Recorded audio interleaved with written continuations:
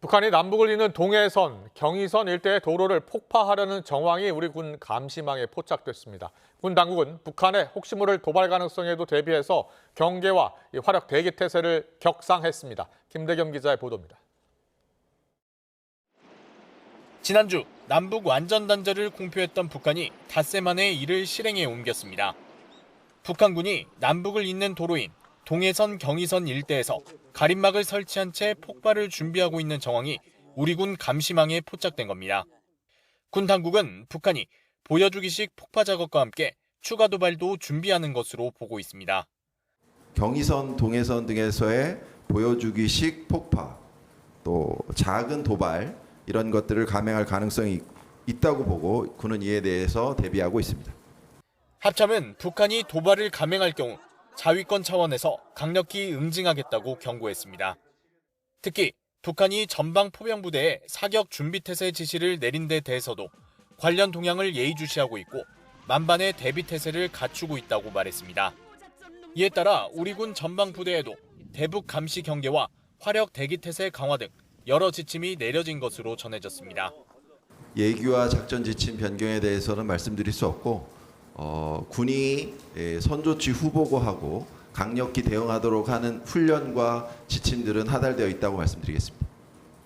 군 당국은 남측이 보낸 무인기가 평양을 침투했다고 주장하며 연일 날선 발언을 쏟아내는 북한 지도부를 향해서도 적반하장의 행태라며 재차 경고장을 날렸습니다. 또 무인기 관련 질문엔 아무것도 확인해 줄 수 없다는 답변을 유지하며 전략적 모호성을 택했는데 이는 북한의 의도와 노림수에 함몰되거나 휩쓸리지 않기 위해서라고 설명했습니다. YTN 김대겸입니다. 오늘 법사위와 행안위 국정감사에서도 여야의 초점이 김건희 여사 의혹과 민주당 이재명 대표의 사법 리스크에 집중되고 있습니다. 야당은 공천 개입 의혹이 사실이면 윤석열 대통령의 당선이 무효가 된다고 주장했고, 여당은 야권이 추진하는 특검은 이재명 대표 방탄용이라며 날을 세웠습니다. 국회 취재기자 연결합니다. 손효정 기자. 네, 국회입니다. 네, 오늘 국정감사 주요 쟁점을 짚어볼 텐데요. 먼저 법사위부터 볼까요?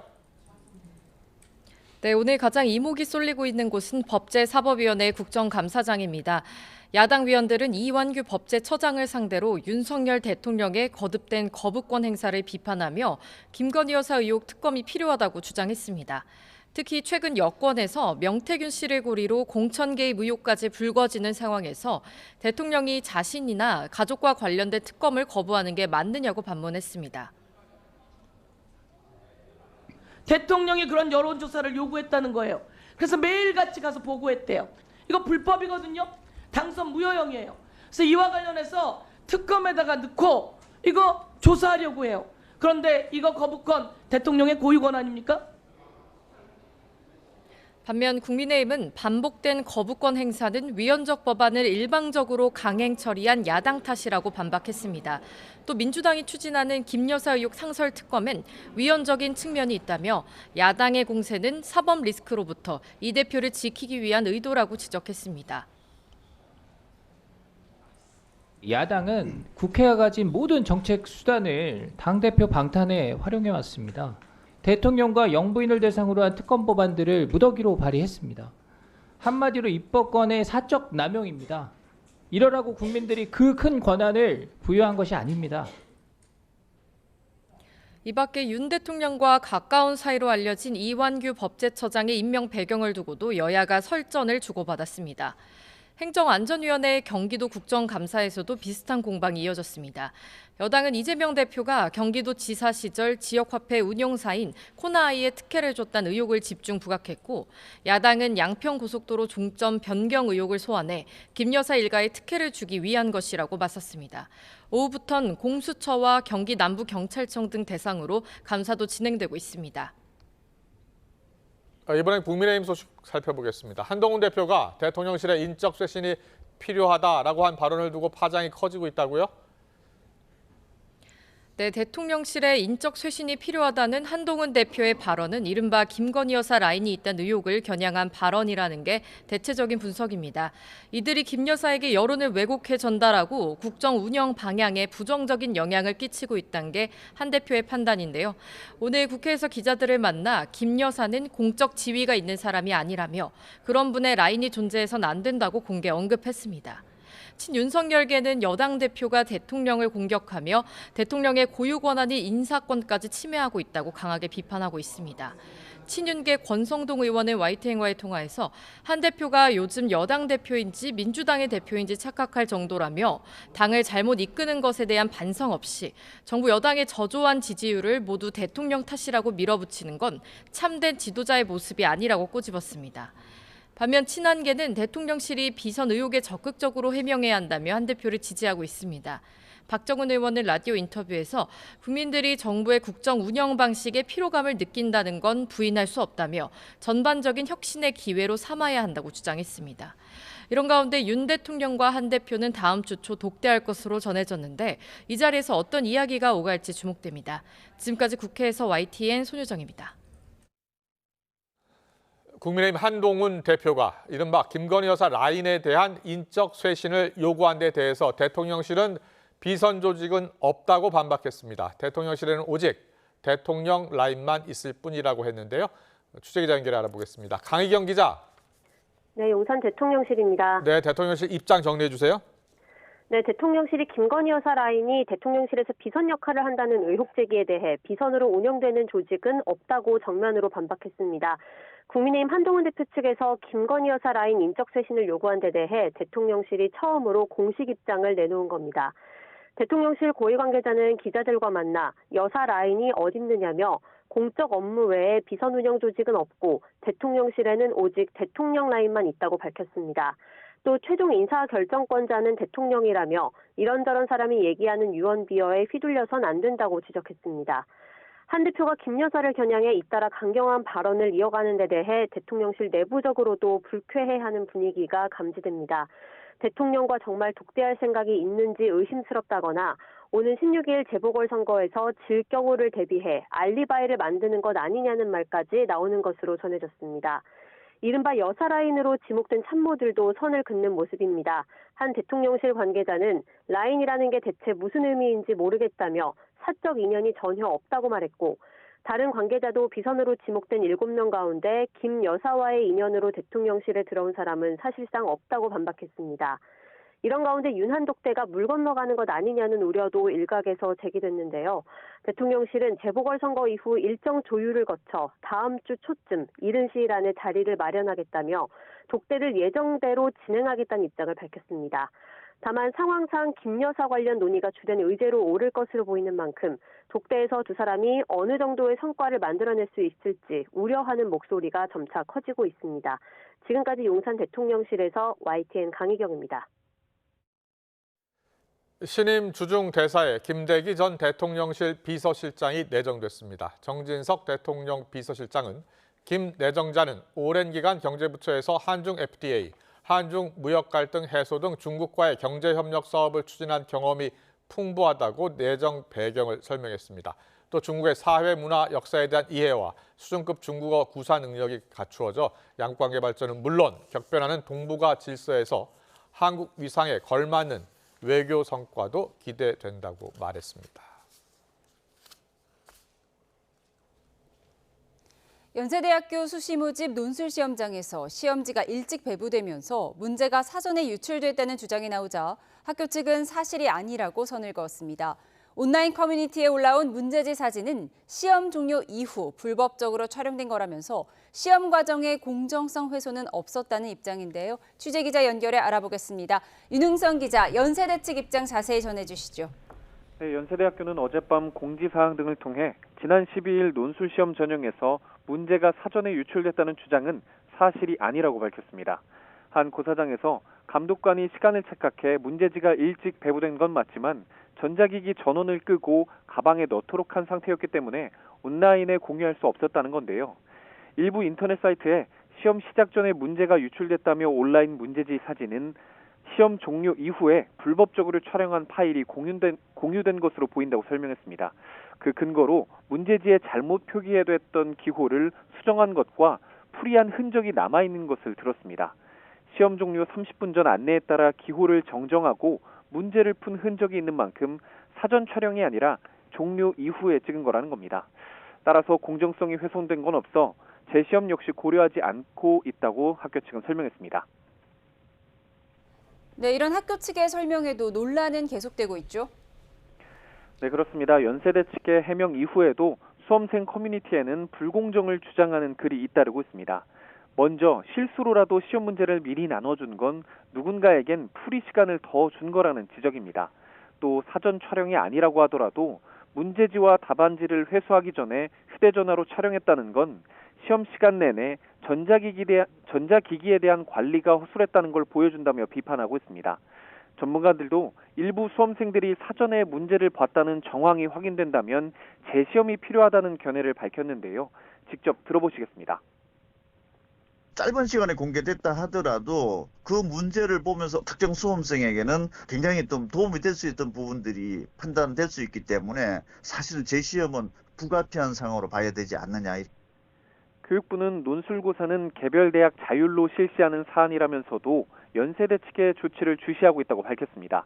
또 다른 대학에서도 비슷한 논란이 반복되지 않도록 철저한 관리를 요청할 계획이라고 덧붙였습니다. YTN 윤홍성입니다. 국민들의 결혼과 출산에 대한 의향이 높아졌다는 조사 결과가 나왔습니다. 저출산 고령사회위원회 조사 결과를 보면 결혼을 구체적으로 계획하고 있거나 언젠가 하고 싶다는 응답자는 전체의 65.4%로 지난 3월 조사 때 61%보다 4.4%포인트 상승했습니다. 무자녀 남녀 가운데 출산 의향이 있다고 답한 응답자도 37.7%로 3월 조사보다 5.1%포인트 올랐습니다.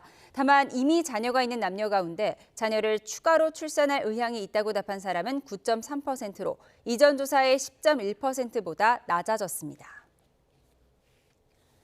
중국군이 타이완을 포위하는 세 번째 군사훈련에 돌입했습니다. 라이칭더 타이완 총통이 지난 10일 건국기념일 연설에서 양국론을 펼친 데 따른 무력 시위인데 항공모함 전단까지 투입했습니다. 중국 연결하겠습니다. 강정규 특파원. 네, 베이징입니다. 네, 중국군의 타이완 봉쇄훈련 이번엔 어떻게 진행되고 있습니까? 네, 훈련이 공지된 건 현지 시간으로 오늘 새벽 5시 중국군 동부전구 공식 SNS 계정을 통해서였습니다. 리시 대변인 명의로 날카로운 칼이란 뜻의 연합 리젠 2024 비연습에 돌입했다고 발표한 건데요. 타이완을 에워싸고 중국 본토에서 가까운 진먼섬과 마쭈 열도까지 포함한 훈련 지도도 공개했습니다. 육해공, 로켓군 병력 등의 기동 장면이 담긴 훈련 영상도 속속 올라오고 있는데요. 랴오닝 항공모함까지 투입됐습니다. 최근 중국 남부 하이난에 함께 정박했던 산둥함까지 쌍항모 훈련이 전개될 가능성도 열려 있습니다. 중국군은 주요 항구 봉쇄와 통제권 탈취 등 실전 능력을 점검할 예정이라고 밝혔는데요. 훈련이 얼마 동안 진행될지는 아직 공개하지 않았습니다. 네, 이번 훈련 지난 5월 라이칭더 신임 총통 취임 이후 5달 만이죠? 네, 앞서 중국군은 지난 5월 20일 라이칭더 총통의 취임 연설 직후에도 비슷한 훈련을 벌였습니다. 이른바 연합 리젠 2024A 연습인데요. 당시 독립 도발이 그치지 않으면 B나 C 훈련으로 이어질 수 있다는 뜻을 내비치기도 했습니다.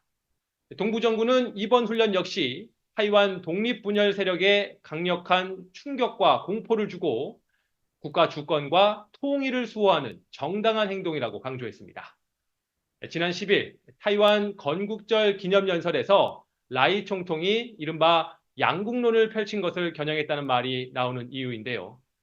당시 라이 총통은 중국이 타이완을 대표할 권리가 없고 양안은 서로 예속되지 않는다고 역설했습니다.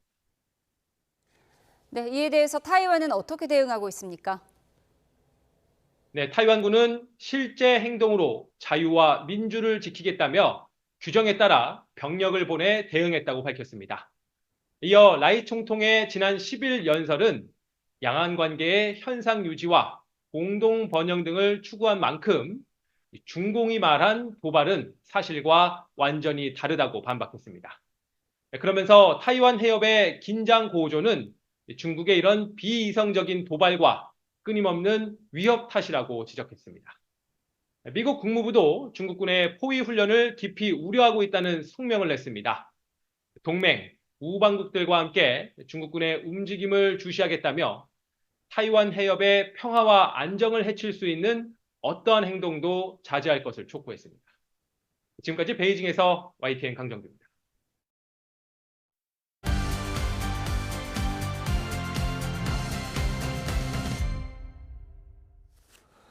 네, 정치의 겉과 속 들여다보는 정치온 시작하겠습니다. 오늘은 김영준 배재대 석좌교수, 배종찬 인사이트K 연구소장과 함께 분석해 보겠습니다. 어서 오십시오. 네, 안녕하세요. 안녕하십니까. 안녕하십니까. 네. 첫 번째 키워드 바로 보겠습니다.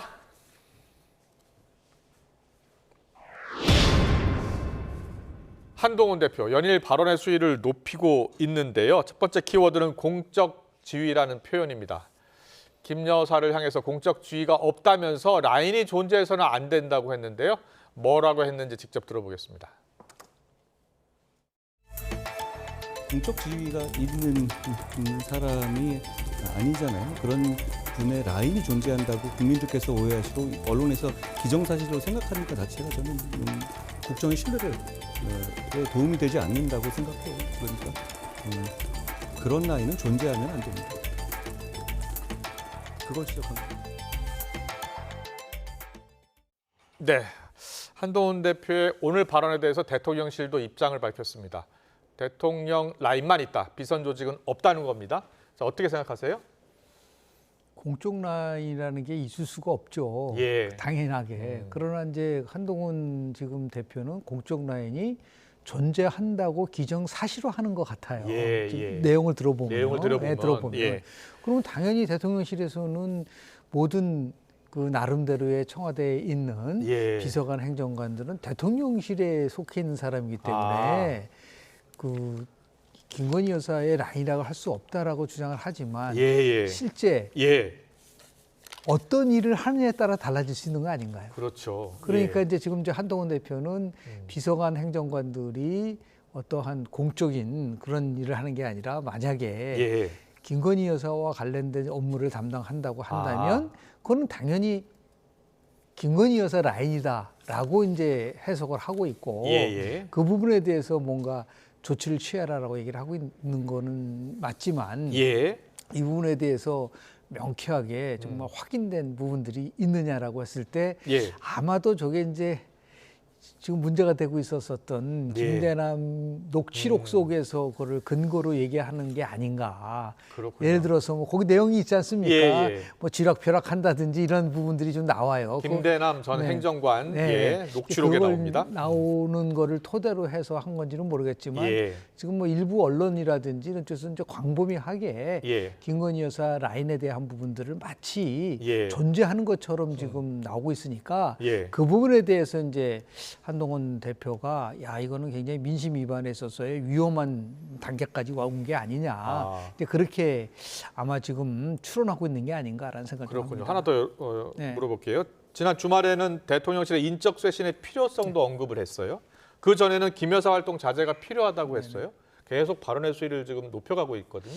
그렇지. 나름대로 이제 분석을 한 거는 분석하세요? 여러 가지가 있지만 처음에는 이제 활동 자제 김 여사, 그다음에는 도이치모터스의 기소와 관련돼서 국민 눈높이 얘기를 그렇습니다. 했고요. 국민이 납득할 만한 결과를 내놔야 한다라고 했죠. 세 번째가 이제 대통령실 인적 쇄신인데 저는 두 가지 면에서 그걸 좀 보고 싶어요. 첫째는 결국은 대통령실이 한동훈 대표를 고립화시키는 것에 대한 반격이 아닌가라는 생각이죠. 계속해서 뭐 언론에서 나왔던 거는 한동훈 대표를 이제 고립화시킨다. 예를 들어서 뭐 원내대표단을 초대하면서 예를 들어서 뭐 대표를 뺐다든지 2주 전에요.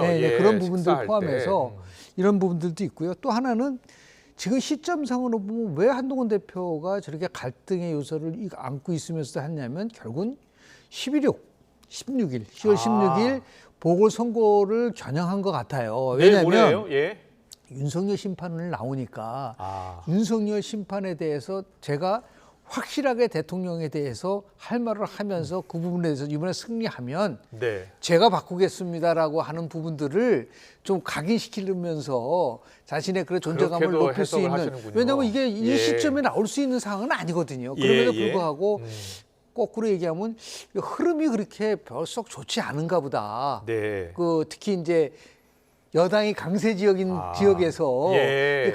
그러한 나름대로의 그 상황 속에서 나온 게 아니냐라는 재보선 생각을 하게 전략도 숨어 있는 것 같다라고 해석하시는 거네요. 왜냐하면 그렇게 해야지 예. 선거가 끝나고 나서도 그렇군요. 결국 이 선거가 실패한 원인은 예. 우리는 최선을 다하고 있지만 계속해서 지는 이유는 뭐냐면 결국은 윤석열 대통령과 포함해서 용산에서의 변화가 없었기 때문에 진 거다라고 예. 하는 나름대로의 논리적인 타당성을 갖기 위한 그런 또 자락을 또 까는 게 아니냐라고 하는 그런 해석도 가능하지 않겠는가 생각합니다. 그렇군요. 네, 잘 들었습니다. 배 소장님은 어떻게 보고 계세요, 지금? 네, 일단 이런 상황 자체가 여당으로서는 집권 세력으로서는 타격인 거죠. 치명적인 거죠. 예. 왜냐하면 비선보다는 저는 혼선입니다. 왜냐하면 비선이 뭐 있든 말든 우리가 알 수가 없는 것이고요. 예, 예. 그러면 대통령 지지율이 여전히 상당히 높은 수준이라면은 이걸 따져 묻거나 예. 또는 굳이 알려고 들지는 않겠죠. 그렇군요. 그런데 예. 대통령 지지율이 고꾸라지고 그 주요 원인이 김건희 여사와 관련된 논란일 것이라고 보는데 지금 네. 이런 한동훈 대표의 발언이 정치적 목적일 수도 있습니다만 저는 근본적으로는 선거도 그렇고 예. 국민의힘 지지율, 대통령 지지율에 기인한다라고 볼 수 있는 것이고 예, 예. 그러면 독대 해동을 했는데 빈손 해동이었다라면은 대통령도 타격이지만 한동훈 대표는 더 큰 타격일 겁니다. 예. 그래서 결단에 좀 정지 작업을 한다고 볼 수 있는데 여기서 제일 중요한 건 이 부분입니다. 짧게 좀 정리를 드리면 네. 결국에는 비선이라는 이야기가 거론되는 이유는 뭐냐면 누군가와의 협의를 통해서 누군가의 전달을 통해서 누군가의 실행을 통해서 인사, 공천 또 정책에 영향을 미친다고 보는 거 아니겠습니까? 예. 바로 이런 것들이 있는지에 대한 부분이 뭐 우리가 알 길은 없습니다. 근데 예. 계속 그럴 거야라는 혼선을 빚게 되는 거죠. 그래서 여당 대표가 공식적으로 문제를 제기하고 나선 거잖아요. 그렇죠. 예. 그러니까 대통령실에 야당 대표가 아니라. 그렇죠. 그래서 이건 더 큰 상황으로 충돌로 갈 수밖에 없는 상황이에요. 예. 왜냐하면 결과적으로는 이런 선택을 하게 되는 한동훈 대표는 뭐냐면 이게 다른 이슈면은 빙 돌아서 우회 전략을 선택할 수 있는데 김건희 여사거든요. 그러니까 예. 돌아갈 길은 없다라고 판단을 한 것 같아요. 다음 주에 독대 가능성이 있다는 보도가 나오는데요. 그렇죠. 다음 주에요? 예. 그렇죠. 이제 재보선 끝나고 나서 그러면 결정적으로는 뭐 의정 갈등도 있고 또 특검법도 있겠습니다. 뭐 여기 이제 김건희 여사 특검법도 김건희 특검법도 포함이 되어 있지만 예, 예. 저는 핵심적인 이슈 많은 사람들이 지지층이든 아니면 당 안팎으로 지켜보는 시선은 김건희 여사와 관련돼서 한동훈 대표가 어떤 이야기를 해서 관철시킬 수 있냐 이 부분이 제일 핵심으로 봐야 될 겁니다. 친윤계 의원인 권성동 의원은 대통령실의 인적 쇄신의 필요성을 언급한 것을 놓고서 당 대표가 좀 반성부터 해야 되는 것 아니냐라고 좀 비판적으로 또 이야기하더라고요. 근데 이제 지금 맥락이나 여러 가지 보면은 제가 아까 얘기한 두 가지 얘기를 했지만 예. 또 하나 추가를 한다고 한다면 지금 이제 권성동 의원은 이제 너무 이제 지나치게 이제 대립각에 가는 거는 좋지 않다라고 얘기를 하는 거가 예, 있지만요. 저는 이 명태균 파장이 만만치 않다는 걸 함축하고 있다고 좀 명태균 봐요. 파장이요? 왜냐하면 예. 비선이란 말이 나오기 시작한 거는 바로 예. 이 명태균 파장이 몰고 온 하나의 결과라고 보거든요. 예. 그래서 이거를 아주 강도 높게 이 부분에 대해서 이게 구태 정치라고 그랬거든요. 예, 예. 그러니까 이 구태 정치를 해소하지 않으면은 결국은 백약이 무효다라는 생각을 갖고 있기 때문에 네. 이 부분에 대해서 아주 강도 높게 얘기를 하는 것이 오히려 더 지금은 굉장히 갈등처럼 보이지만 예. 어차피 한 번은 이거를 겪고 가야 된다. 아. 한번 보십시오. 예. 그동안 얘기했었던 걸 보시면 김건희 여사 활동 자제. 이거는 김건희 여사와 관련된 부분이에요. 네. 도이치모터스와 관련돼서 기소 부분에 대해서는 국민 눈높이에만 이거는 검찰과 관련된 겁니다. 그렇군요. 그리고 대통령실에 대한 나름대로 인적 쇄신은 윤석열 대통령과 관련된 거예요. 예. 이 전부 이 김건희, 그렇네요. 예. 이 검찰 이게 전부 다 모두의 이목이 문제가 되고 있는 지금 대통령실을 포함해서 윤석열 정부에 있어서의 국정 운영 지지도 하락에 있어서 예. 영향을 주는 요인들을 나열한 거거든요. 그렇군요. 그러니까 결국 이거를 예. 해소하지 않고 나서는 방법이 없는 것이고 네. 먼저 이것을 자기가 레이징을 그러니까 쉽게 이슈를 제기하면서 이거를 가져가는 것이 훨씬 더 효과적이다고 판단한 것 같아요. 야. 다만 정치적으로 이게 과연 옳으냐 옳지 않냐는 문제는 예. 더 이제 깊게 우리가 따져봐야 할 문제가 있겠지만은 예, 예. 분명히는 상당히 이례적인 거는 맞습니다. 그래서 그동안의 여의도 연법과는 완전히 다른 상황이 있기 때문에 그렇군요. 이거는 결국 어떤 결과가 예. 나오냐면 이제 더 이상 수직적 통치는 안 된다는 걸 보여주는 거죠. 예. 그동안 수평적 당정 관계를 포함해서 뭔가 변화되는 당의 모습을 보이겠다고 국민에게 수없이 약속을 했기 때문에 그렇죠. 당대표 출마할 때부터 그렇게 했죠. 수평적 관계.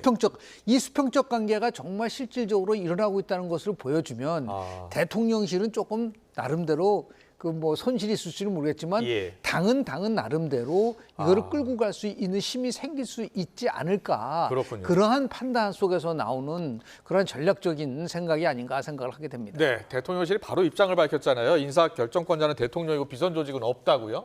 그렇죠. 예. 제가 아까도 말씀드렸습니다만 비선이 아니라 혼선이 중요한 거죠. 그러면 비선이 없다라고 하면은 비선에 대해서 더 이상 궁금해지지 않도록 예. 김건희 여사와 관련된 예.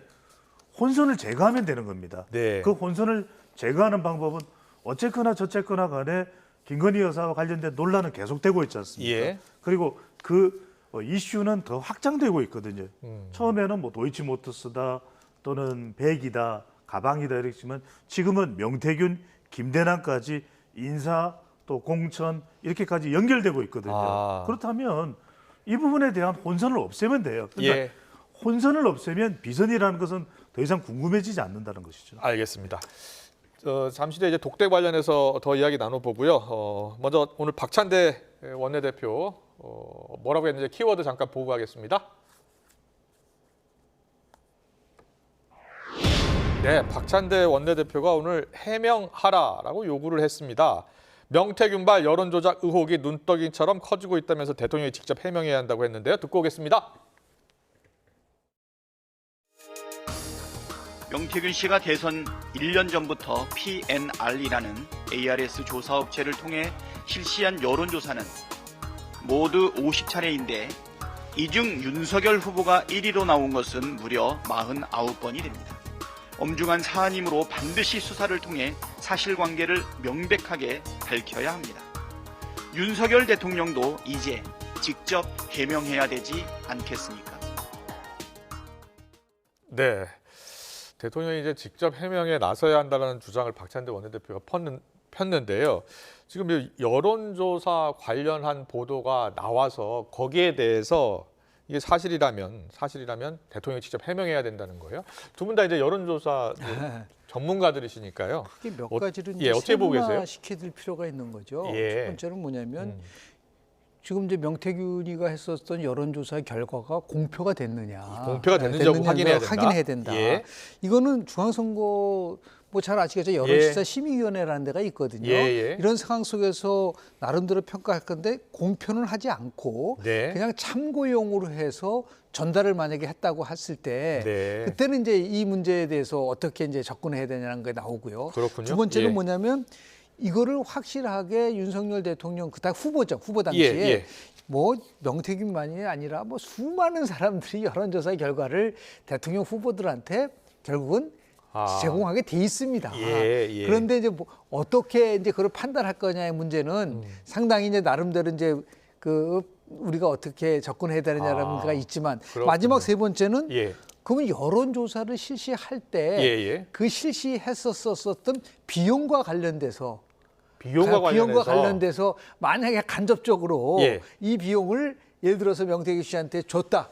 그래서 그 사람이 그걸 통해서 조사를 해가지고 그거를 공표는 하지 않았지만 전달을 했을 때 이거는 이제 공직선거법상으로 이게 선거법에 위반이 되느냐 위반이 되지 않느냐라는 문제. 이게 크게 이제 세 가지가 이제 농축돼서 나오는 거기 때문에 그렇게 봐야 되는군요.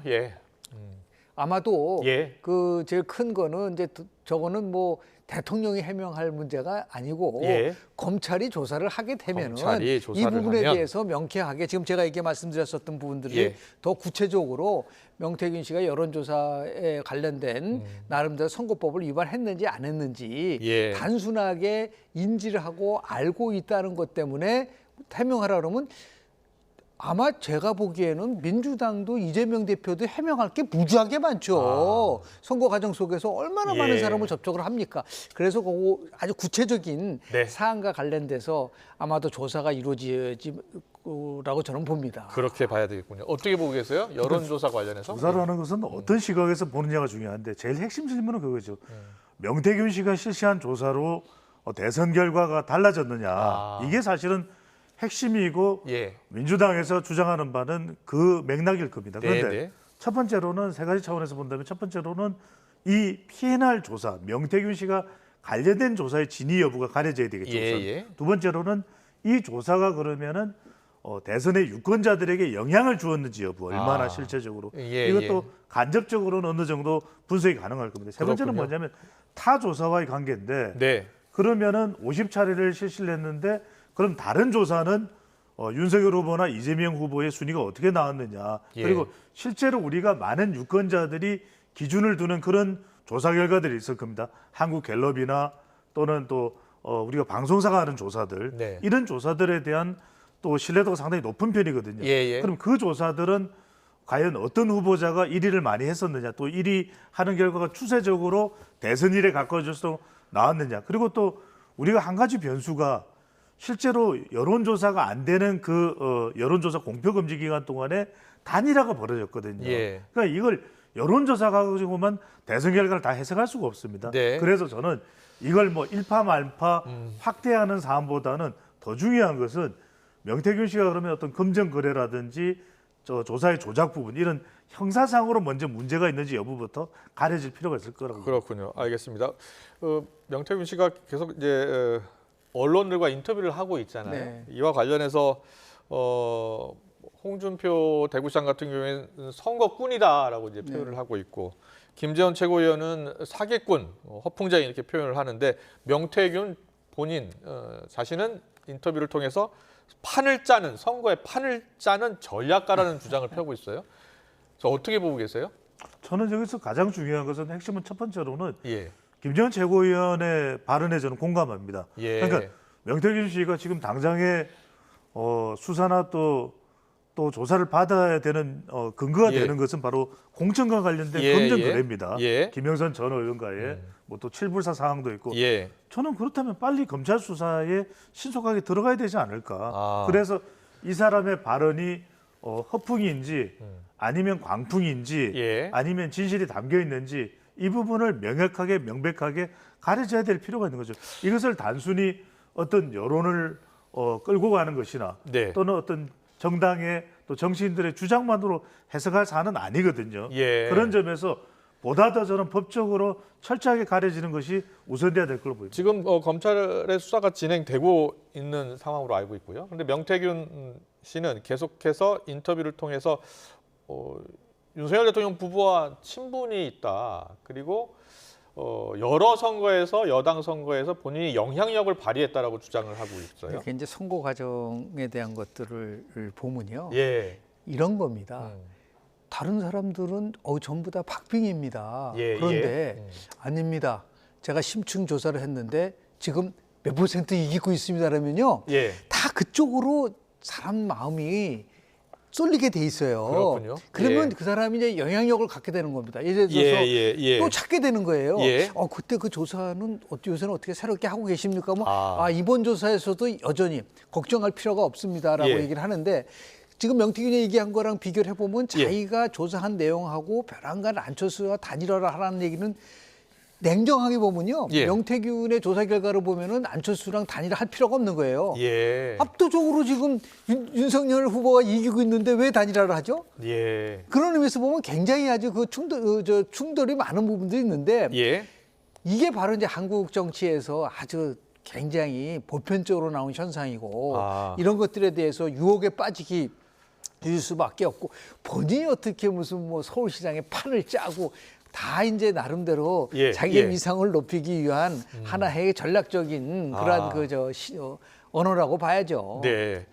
명태균 씨가 김종인 전 비대위원장 또 이야기를 많이 하잖아요. 네. 김종인 전 비대위원장이 지난 서울시장 보궐선거 때 오 시장이 당선될 수 있도록 좀 이야기를 해달라 그래서 본인이 뭐 3가지를 뭐 주장했다라는 이야기도 하고 있어요. 물론 지금 김종인 전 비대위원장은 다 거짓말이라고 이야기하고 있고요. 네. 어떻게 이해해야 돼요? 저는 우선은 여기서 우리가 이것을 뭐 풍선 불듯이 키울 일은 전혀 아니고 그러면 저 오늘 우리 방송에 출연한 김영진 교수가 더 영향력이 크겠습니까? 분석이나 또는 예측이나 이런 차원에서 또는 더 규모 있는 리서치 기관에서 오랫동안 일을 해왔고 방송사 출구조사도 대선, 지선, 총선을 다 맡았던 제가 더 공신력이 있겠습니까? 그러니까 그거는 우리 시청자들이 유권자들이 판단할 거예요. 근데 지금 명태균 씨는 철저하게 김건희 여사와 관련된 관계의 논란성, 그다음에 공천 거래에 대한 어떤 혐의, 또 그 외에 본인이 조금이라도 입을 열게 되면 한 달 안에 대통령이 하야되는 순간이라도 올 수 있다라고 하는 것들 다 어디가 근거인지를 알 수가 없어요. 그러니까 김종인 전 비대위원장, 국민의힘 비대위원장과의 관계를 통해서 윤석열 대통령의 당선에도 큰 기여를 했다. 어디에 근거가 있는지 명확한 게 하나도 없거든요. 그러니까 이건 다 저는 조사와 진상 규명을 통해서 풀릴 일이지 민주당에서 이것을 또 계속해서 마치 대선이 부당한 것처럼 결과가 부당한 것처럼 몰고 갈 수 있는 사안은 아닌 것으로 보입니다. 이게 전형적으로 자기 방어를 위한 것밖에 볼 수밖에 없는 게요. 예를 들으세요. 뭐 안철수, 오세훈 단일화한테 자기가 주도적 역할을 했다. 근데 그걸 확인할 수 있는 방법은 예를 들어서 대통령이라든지 오세훈 시장이라든지 안철수 의원이거든요. 근데 그런 분들이 전부 다 지금 아니다라고 얘기를 하고 있기 때문에 그럼에도 불구하고 자꾸만 저런 식으로 계속해서 자기의 영향력을 대표적인 케이스가 명태균만이 아니에요. 수없이 많은 사람들이 저런 식으로 대선 끝나고 나면 자신의 역할을 과대 포장하는 경우가 많았었는데 방법은 딱 빨리 수사를 해서 진실을 가리는 게 가장 확실한 방법이 아닌가 생각을 합니다. 알겠습니다. 잘 들었습니다. 계속해서 다음 키워드로 풀어가겠습니다.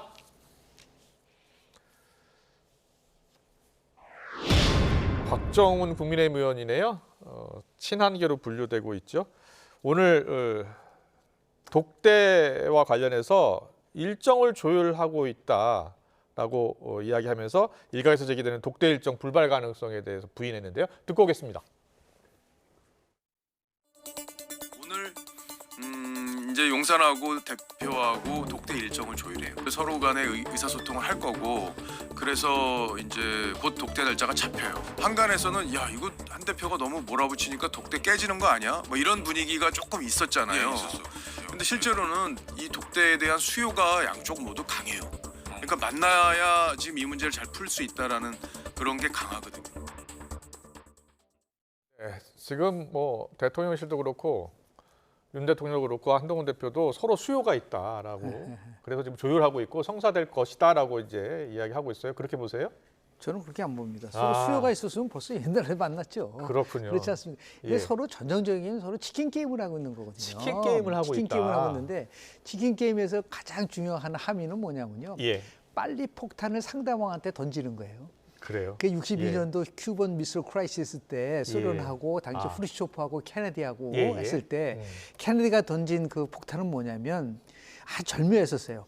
그 시리엔을 해가지고 소련 배가 이 선을 쿠바 위기 때 이 선을 넘으면 미국에 대한 공격으로 생각을 하겠다고 딱 던진 거예요. 일촉즉발 상황이었어요. 그러니까 이제 소련 배가 쫙 오다가 결국은 쫙 회항을 하거든요. 그러니까 계속해서 지금 폭탄을 지금 이쪽 대통령실로 던지고 있기 때문에 이 대통령실 입장에서도 뭔가 폭탄을 이쪽으로 던져야지만 나올 수가 있는 부분인데 폭탄은 누가 더 많이 갖고 있냐면 한동훈 대표가 훨씬 더 많이 갖고 있는 거예요. 그렇지 않습니까? 그 연일 막 계속해서 압박을 하게. 이거는 근데 누가 이기냐 지냐의 게임으로 가서는 안 된다. 그래서 제가 항상 얘기하지만 협력 게임으로 가려고 한다면 당연히 뭐 공식적으로 지금 독대를 한다고 얘기를 했으니까 네. 의제와 그 시기를 빨리 조율을 해가지고 아마도 결과에 따라서 이번 재보궐선거 결과에 따라서 조금 나름대로 의제라든지 이런 게 변화의 가능성은 있을 수는 있겠지만은 예.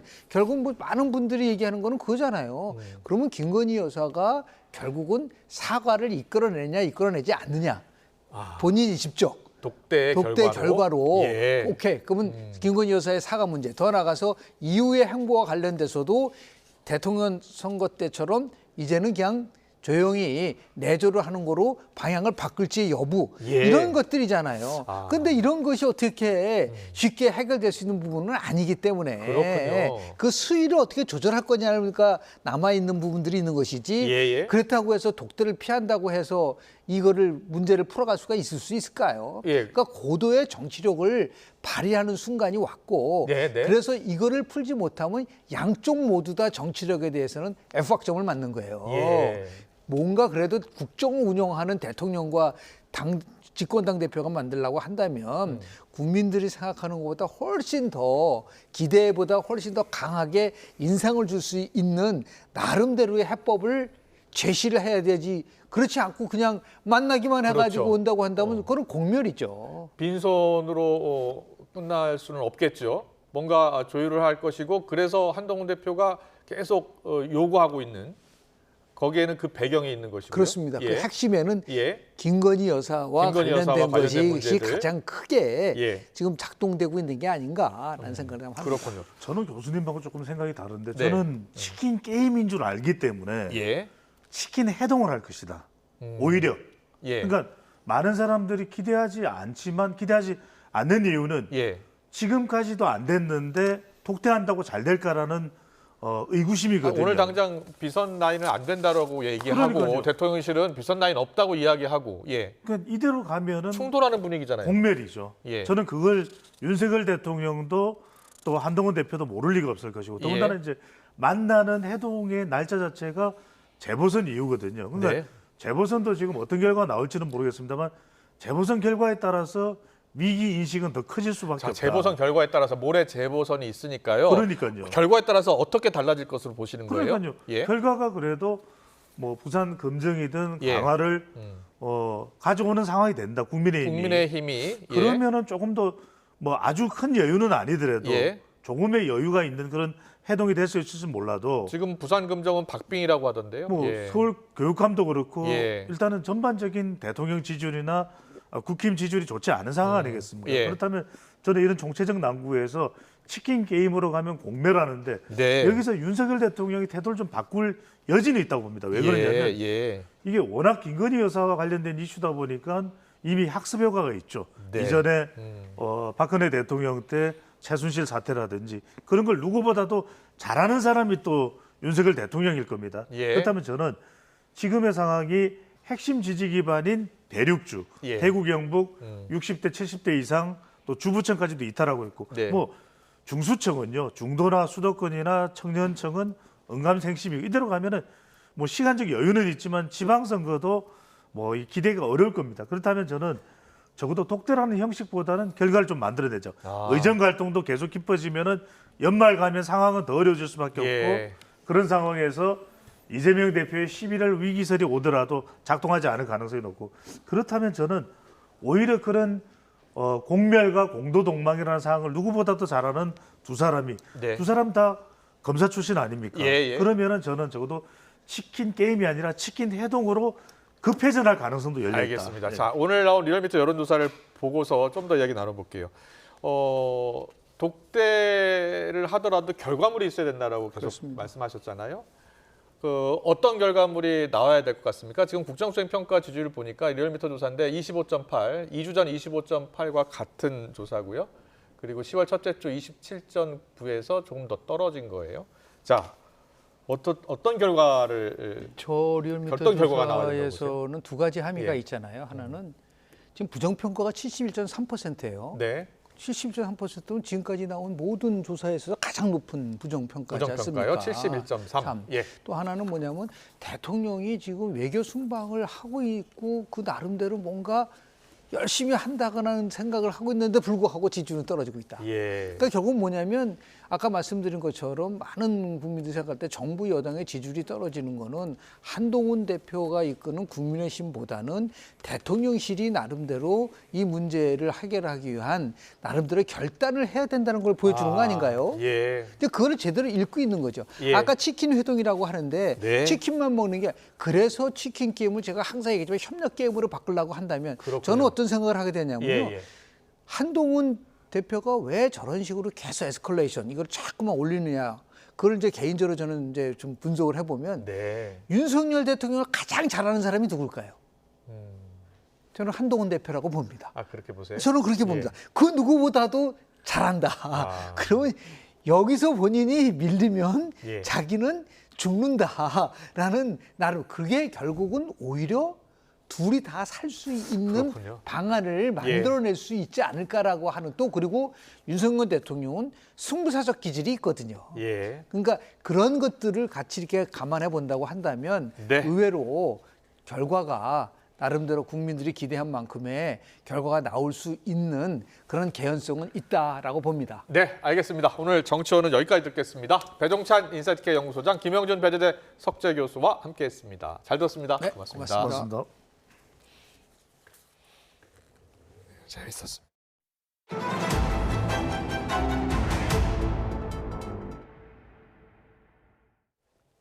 최태원 SK그룹 회장과 노소영 아트센터 관장의 이혼 소송 과정에서 노태우 전 대통령의 비자금 의혹이 불거진 이후에 이를 수사해달라는 고발 접수가 이어지고 있습니다. 5.18 기념재단도 고발장을 냈는데 검찰은 일단 공소시효 등 쟁점이 있어 수사 가능 여부를 검토하고 있다는 입장입니다. 김다현 기자입니다. 5.18 기념재단이 노태우 전 대통령 일가의 비자금 의혹 고발 대열에 합류했습니다. 고발 대상은 노 전 대통령의 부인 김옥숙 여사와 딸 노소영 아트센터 나비관장, 아들인 노재헌 동아시아 문화센터 원장입니다. 권력을 장악하여 부정부패한 돈을 비자금을 조성하여 그것을 가지고 허위허식하다가 그걸 비자금을 다시 세습으로 자기 자식들한테 남긴다는 것이 말이 안 된다고 생각합니다. 앞서 노 관장과 최태원 SK그룹 회장의 이혼 소송 2심 재판부는 김 여사의 메모를 근거로 노 전 대통령의 비자금으로 추정되는 300억 원이 최종현 전 SK그룹 회장 쪽으로 흘러갔다고 판단했습니다. 메모에는 지난 1995년 검찰의 60 비자금 수사 당시엔 드러나지 않은 904억 원의 자금 목록이 담겼는데 재단은 이를 근거로 노 관장 등이 부정축적 재산의 실체를 스스로 인정했다고 주장했습니다. 또 최근 국정감사에서 김 여사가 비자금 210억 원을 차명 보관하다가 보험금으로 세탁하고 152억 원은 아들에게 기부금 형태로 불법 증여한 사실이 드러났다며 은닉 비자금이 1,200억 원대로 추정된다고도 덧붙였습니다. 의혹 당사자인 노 관장 남매와 김 여사는 국정감사 증인으로 채택됐지만 불출석했는데 박성재 법무부 장관은 필요하다면 검찰이 수사할 것이라고 밝히기도 했습니다. 이미 앞선 고발에 따라 비자금 의혹을 들여다보는 검찰은 구체적인 혐의와 수사 가능 여부를 검토하는 단계라고 설명했습니다. 특히 검찰은 노 관장 등이 불법 자금을 수수하고 은닉한 혐의에 대해 공소시효를 넘긴 건 아닌지부터 검토하는 것으로 전해졌습니다. 법무부 장관이 필요하다면 수사하겠다고 언급한 데다 관련 고발이 잇따르고 있는 만큼 검찰이 비자금 의혹에 대해 법리 검토를 마치고 본격 수사에 착수할지 관심입니다. YTN 김다현입니다. 경찰이 문재인 전 대통령의 딸 다혜 씨의 음주운전 차량에 사고를 당한 택시기사를 불러 조사했지만 진단서는 내지 않은 것으로 확인됐습니다. 경찰청 관계자는 오늘 열린 정례 기자간담회에서 지난 9일 택시기사를 불러 조사했다고 밝혔습니다. 다만 아직 진단서는 제출하지 않았다고 전했습니다. 또 진단서가 제출되면 음주운전으로 사람을 다치게 한 사건이기 때문에 교통사고처리 특례법 위반은 당연히 적용된다면서도 특정범죄 가중처벌법상 위험운전치상 혐의 추가 적용 여부는 여러 가지 사안을 종합적으로 판단해야 한다고 말했습니다. 조지호 경찰청장이 음주사고로 낸 문재인 전 대통령의 딸 다혜 씨에 대한 조사는 관할서인 용산경찰서에서 하는 게 원칙이라는 입장을 거듭 밝혔습니다. 조 청장은 오늘 열린 기자간담회에서 문 씨의 신변이 위협받을 때 조치할 수 있다는 국정감사 발언이 조사 장소를 바꿀 수 있다는 의미로 해석돼 논란이 된 데 대해 필요시 안전 조치를 하겠다는 의미였다면서 이같이 설명했습니다. 가수 제시에게 사진 촬영을 요청했던 팬이 폭행당한 사건과 관련해 경찰이 제시를 직접 불러 조사하는 방안을 검토하고 있습니다. 서울 강남경찰서는 제시를 포함해 현장에 있던 이들을 차례로 불러 조사하는 방안을 살펴보고 있다고 밝혔습니다. 경찰은 폭행 후 사라진 가해자를 찾기 위해 제시와 함께 현장에 있었던 프로듀서 A씨를 지난 11일 피고소인 신분으로 불러 조사했습니다. 해외에서 액상 마약을 밀반입한 뒤 국내에서 고체로 가공해 유통한 일당 가운데 보관책 1명이 추가로 해양경찰에 붙잡혔습니다. 중부지방해양경찰청은 마약류관리법 위반 혐의로 20대 여성 A씨를 구속 상태로 검찰에 넘겼다고 밝혔습니다. A씨는 지난 7월 캐나다 마약 조직원의 부탁을 받고 밀반입한 액상 코카인 452kg을 경기도 광주에 있는 창고에 보관한 혐의를 받습니다. 아래 직원에게 복권이나 담배를 사오라는 등 심부름을 시킨 경찰관에게 감봉 처분이 내려졌습니다. 징계를 받은 경찰은 부당한 조치라며 소송을 냈지만 받아들여지지 않았습니다. 권준수 기자의 보도입니다. 서울경찰청 소속 경찰관 A씨는 재작년 12월 성실 의무 위반 등으로 감봉 2개월 처분을 받았습니다.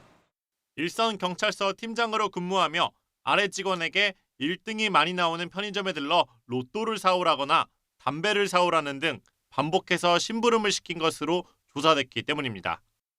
로또 심부름을 맡은 직원이 해당 편의점은 인기가 많아 30분 이상 줄을 서야 하고 상습 주차 단속 구간이라 차를 세울 수 없다며 거절 의사를 밝히기도 했지만 소용없었습니다. 아래 직원이 휴가를 신청했을 때 사전에 대면 보고하지 않았다는 이유로 승인을 거부하는가 하면 불만이 윗선에 보고되자 경찰 조직에서 비밀이 없다며 끝까지 찾아내 가만두지 않겠다고 위협까지 한 것으로 나타났습니다. A씨는 사실과 다르다며 소송을 냈지만 받아들여지지 않았습니다. A씨가 아래 직원에게 내린 지시가 직무 범위를 벗어났고 우월한 지위를 남용해 의무가 아닌 일을 시킨 만큼 징계 처분이 적절하다는 겁니다. 그러면서 직장 괴롭힘, 이른바 갑질 행위는 업무기간 피해 직원에게 지속적이고 장기간의 정신적 고통을 유발했을 거라고도 덧붙였습니다. A씨는 재판 내내 아래 직원들이 자발적이고 호의적으로 심부름을 다녀왔을 뿐이고 연가 사용도 부당하게 제한하지 않았다고 주장했지만 결국 징계를 그대로 받게 됐습니다. YTN 권준수입니다.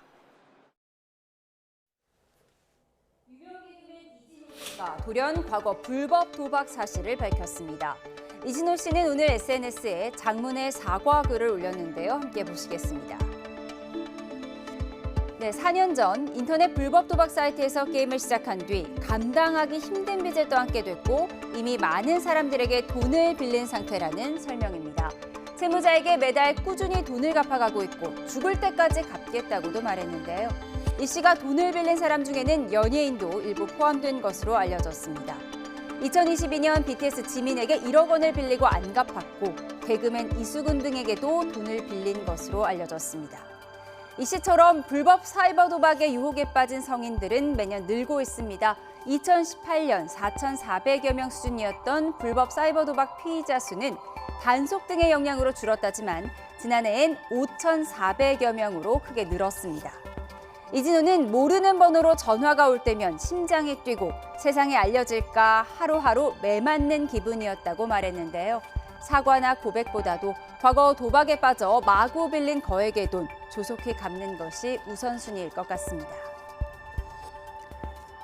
다음 영상 보시죠. 미국 캘리포니아주의 왕복 10차선 고속도로입니다. 차들이 이렇게 쌩쌩 지나가고 있는데 갓길에 한 여성이 서 있죠. 보는 것만으로도 위태로운데 오히려 이 여성 도로를 향해 한 걸음씩 내딛습니다. 빠르게 달리던 차들은 급정거하면서 비상등을 켜기도 하고요. 여성도 아슬아슬하게 한 차선씩 길을 건넙니다. 결국 10차선을 모두 건넌 뒤 유유히 사라지는 이 여성, 어떤 처벌도 받지 않은 것으로 알려졌습니다. 무단횡단하면 교통법규를 위반하는 것일 뿐만 아니라 생명을 잃을 수도 있죠. 목적지에 조금 일찍 가려고 무단횡단을 결심했다가 자칫하면 이 세상을 떠날 수도 있다는 경각심 항상 가져야겠습니다.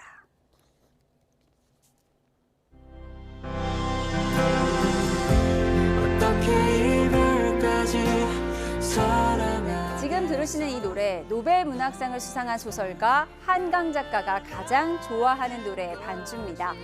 악뮤의 어떻게 이별까지 사랑하겠어, 널 사랑하는 거지라는 노래인데요. 이렇게 한강 작가가 좋아하는 음악 목록이 재조명받으면서 음원 차트까지 들썩이고 있습니다. 이경국 기자가 정리했습니다. 어떻게 내가 어떻게 너를 이후에 우리 바다처럼 깊은 사랑이 마를 때까지 남매 듀오 악동 뮤지션의 노래 어떻게 이별까지 사랑하겠어 널 사랑하는 거지입니다. 지난 2019년 발표한 3집 앨범 항해에 수록된 곡으로 서정적인 가사와 멜로디로 발매 당시 큰 사랑을 받았습니다. 그런데 발매 뒤 5년이 지난 지금 이 곡이 국내 음원 차트에서 역주행을 하고 있습니다. 한강 작가의 노벨 문학상 수상 소식이 알려진 지난 10일 이후 연일 순위가 상승하고 있는데 한 작가가 공개한 자신의 플레이리스트에 이 곡이 포함되어 있었기 때문입니다.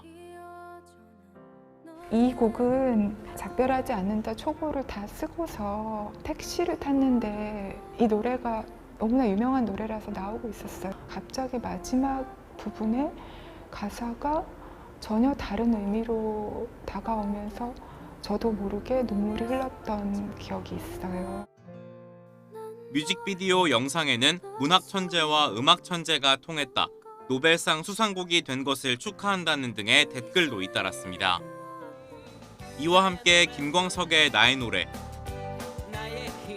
오혁이 부른 등려군의 월량대표 아적심 등 한강 작가의 다른 최애곡들에 대한 관심도 이어졌습니다. 또 흰이라는 활동명을 쓰는 가수 박혜원이 한강 작가의 소설 흰을 읽고 예명을 지었다는 사실이 다시 한번 알려지기도 했습니다. 한강 작가가 작사 작곡해 가수 이지상 씨와 함께 부른 노래 12월 이야기도 유튜브에서 화제가 됐습니다.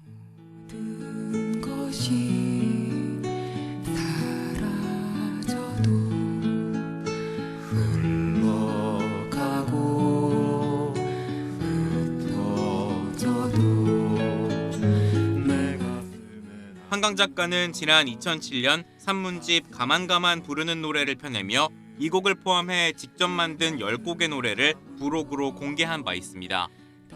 YTN 이경국입니다.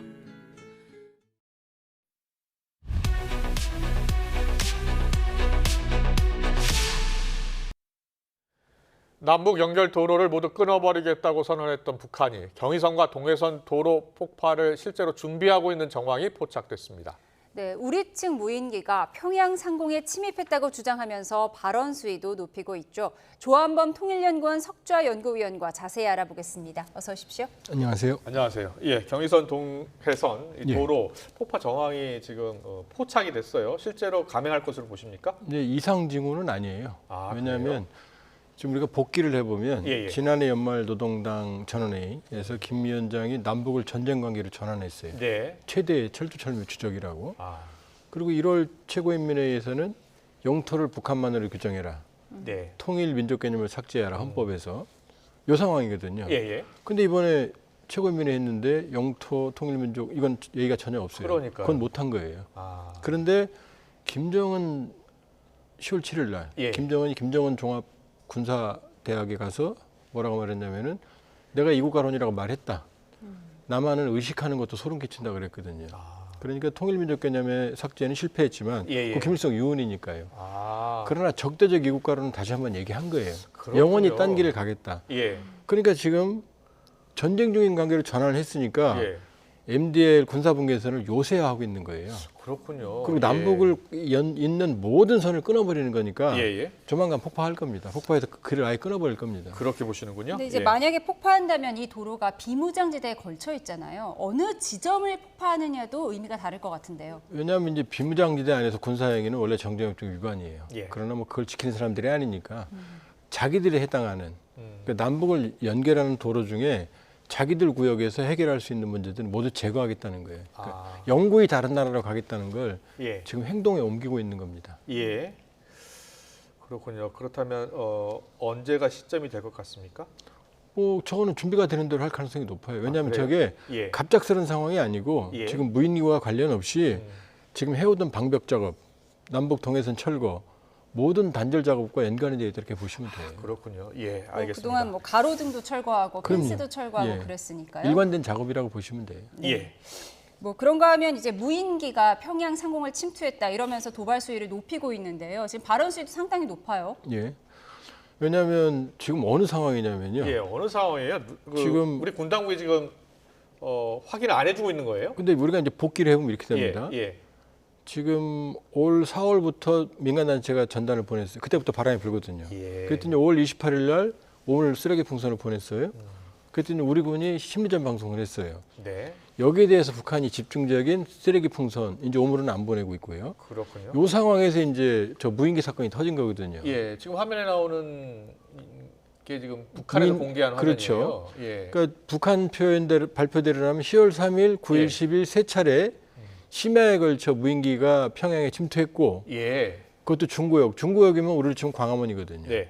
거기에 이제 노동당 본부청사, 김정은 집무실, 김정은 숙소도 근처에 있을 가능성이 있거든요. 그래요? 그럼 근데 평양 상공을 날아다녔다는 그러니까 거예요? 평양 상공 중심이 뚫린 거예요. 예. 그러니까 우리를 치면 대통령실 상공에서 지금 북한이 전단을 뿌리고 간 거거든요. 예, 그러니까 이거는 보통 사단이 난 게 아니죠, 북한의 입장에서는. 예, 그러니까 예. 뭐 조심스러운 추정이지만 예. 전방 군단장부터 시작해서 평양 방어사령부까지 네. 관련된 사람들이 문책을 받았을 가능성도 있어요. 그러니까 북한은 지금 비상사태다 이렇게 보시면 돼요. 네. 예, 예. 그런데 우리나라가 보낸 거라고 김여정이 주장을 하면서도 뭐 근거는 내놓지 못하고 있잖아요. 왜냐하면 기체, 이제 기체를 확보를 못했거든요, 첫 번째. 그랬군요. 예, 그다음에 예. 전단에 누구라고 안 써 있거든요, 지금. 예. 그러면 지금 북한 자작극설은 제가 보기엔 가능성이 희박한 게 예. 자작극이라면 저렇게 안 하죠. 김정은이 권위를 무너뜨리는 노동당 본부청사가 구멍이 뚫렸다. 그렇겠네요. 최고전엄의 그 권위까지 건드린다. 그러니까 자작극 가능성이 희박하죠. 예. 그다음에 우리 군은 뭐 지금 확인해 줄 수 없다지만 그건 예. 전략적 모호성이지. 자, 예. 우리 군이 했으면 어떤 문제가 발생하느냐. 예. 헌법상 북한은 우리 영토지만 국제법적으로 북한은 유엔에 가입한 별개 국가거든요. 네. 별개 국가로 엔진을 단 비행체를 집어넣으면 그건 영공 침범이에요. 전투행위입니다. 쉽게 예, 말하면. 그러니까 우리 군이 이 상황에서 네. 북한이 아직은 선을 넘었다고 판단 안 하고 있는데 예. 이 상황에서 굳이 저런 일을 할 리가 없죠. 그렇군요. 그러니까 우리 군이 얘기하는 확인해 줄 수 없다는 예. 북한의 대응에 혼선을 주기 위한 전략적 모호성이지 아. 우리 군이 했는지 안 했는지 확인해 안 해주겠다는 예를 우리 군이 했다면 예. 했다고 말했거나 안 했다고 말했거나 둘 중에 하나겠죠. 그렇군요. 저렇게 말 안 하죠. 예, 김여정 부부장 담화문을 보면요, 한국 군부가 감행했거나 적극적 조장했거나 또는 묵인한 것 아니겠느냐고 하더라고요. 그러니까 본인들도 알고 있는 거죠. 예. 그러나 북한은 자기식으로 생각하는 천동설, 북한 천동설이기 때문에 왜 못 막냐 이거죠. 아. 그리고 분명히 자기들도 확보했다면 예. 항적을 확보했으니까 찍었거든요. 예. 그럼 우리는 저쪽보다 방공망이 훨씬 조밀하니까 예. 분명히 우리 군도 넘어가는 항적은 가지고 있을 거예요. 네. 그러니까 우리 군이 했다라고 밀어붙이면서 우리고 막으라는 거지. 예. 지금 우리 군이 했다고 지금 때를 쓰는 건 아니에요. 엄밀히 보면. 네. 예.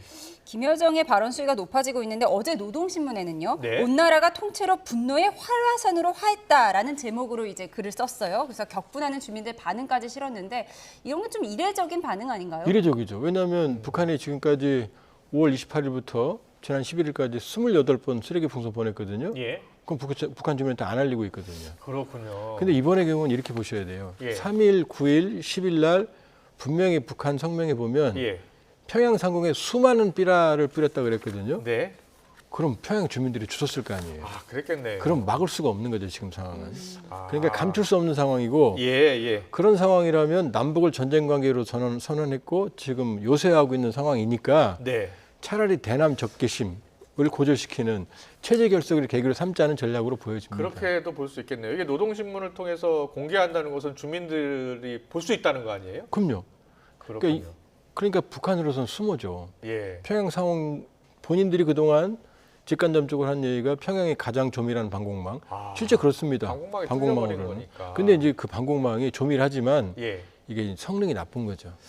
그러니까 3번이나 왔는데 한 번도 격추를 못 시킨 거거든요. 예. 그러니까 본인들의 방공망의 한계, 그다음에 평양에 뚫린 것, 그다음에 김정은의 권위의 추락 이런 걸 감수하고서도 지금 저 얘기를 할 수밖에 없는 상황이라고 보여지는 거죠. 그렇군요. 예. 저 전단지 좀 볼까요?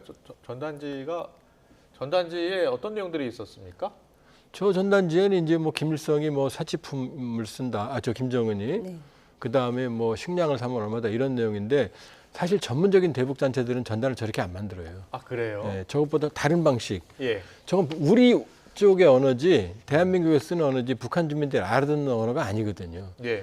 그리고 지금 김정은 그다음에 김주애가 고고보도 입는다는 거 북한 주민 다 알고 있거든요. 예. 저 정도는 별 임팩트도 없거든요. 그러니까 다 알고 있어도 북한이 가장 예민한 내용 아닌가요? 이 부분은? 명품 옷을 입은 사진이 있다는 거예요? 네, 지금 나오고 있습니다. 아, 그렇네요. 예. 근데 이제 저것보다 일반 이제 전문적인 대북 단체들이 보내는 그 전단은 훨씬 더 임팩트가 커요. 예를 들면 이제 김정은 위원장 가계도. 가계도는 엄마의 비밀이 숨어 있거든요. 그다음에 이제 김일성 일가의 그다음에 허위된 사실들 이런 것들이지. 저런 것들은 사실 남한 드라마 다 보는데요, 저 사람들이. 아, 그래요? 그렇게 보면 저거는 사실은 엄밀히 보면 전문적인 대북 단체가 만들었다고 보기 어려운 전단이고요. 종이도 저런 거 안 씁니다. 전단은 훨씬 더 얇은 걸 쓰거든요. 아, 그래요? 그럼 위원님이 보시기에는 누가 보낸 누가 걸로 보냈다고 판단하세요? 보세요? 그러니까 지금 우리가 알고 있는 대북 단체들은 아무도 했다고 안 하고 있습니다. 그래서 지금 맞는 것 같고요. 그리고 대북 단체들은 저 정도의 기술력이 없어요.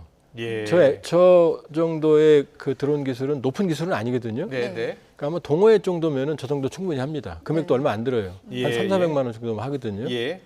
그러니까 제가 보기에는 드론 기술을 가진 그쪽, 드론 쪽 기술을 가진 그쪽 단체들일 가능성이 있고 반북 성향 아니면 드론 기술을 가진 단체가 우리가 아직 공개되지 않은 반북 단체와 협업을 했을 가능성이 있어요. 그러니까 또 전문적인 단체가 했다고 그러면 전단을 저렇게 살포하지 않아요. 지금 통째로 떨어졌잖아요. 이 고무줄을 묶었거든요. 그럼 살포가 안 되거든요. 저렇게 뿌려야 되는데. 그렇죠. 상공에서 퍼지게 만들지 저런 식으로 전단도 저렇게 만들지 않고 살포도 저렇게 하지 않거든요. 그러니까 드론 기술은 확실히 있지만 그러나 전단 쪽은 좀 제가 보기엔 아마추어틱 하거든요. 그래도 일단 북한 주민들이 보았을 가능성도 있죠. 상당히 높죠. 그래서 북한 주민들이 격분하는 그런 반응들을 노동신문에 싣고 그리고 또 김여정 부부장이 끔찍한 참변이 일어날 것이다. 한국 무인기 다시 발견되면 이렇게 또 강도 높게 위협을 하고 있어요. 전 김여정 부부장이 얘기를 하면 많은 걸 알려줍니다. 그래서 고마워요. 예를 들어서 지금 어떻게 무엇을 알려줬다고 보세요? 지금 끔찍한 참변이라고 그랬거든요. 그냥 뒤집어 얘기하면 자기들이 지금 끔찍한 참변 상황이라는 얘기죠. 그 정도로 지금 충격이 크다는 거죠. 그리고 다시 보내면이거든요. 그러니까 다시 보내지 말라는 겁니다. 그러니까 지금 북한이 상당히 도발을 할 것 같은 분위기지만 그거는 지금 무인기만 안 보내면 여기서 상황이 고정이 될 거예요. 근데 다시 한번 간다 그러면 이제 그때는 공격을 하겠다는 거죠. 무인기가 가장 무섭다는 건가요?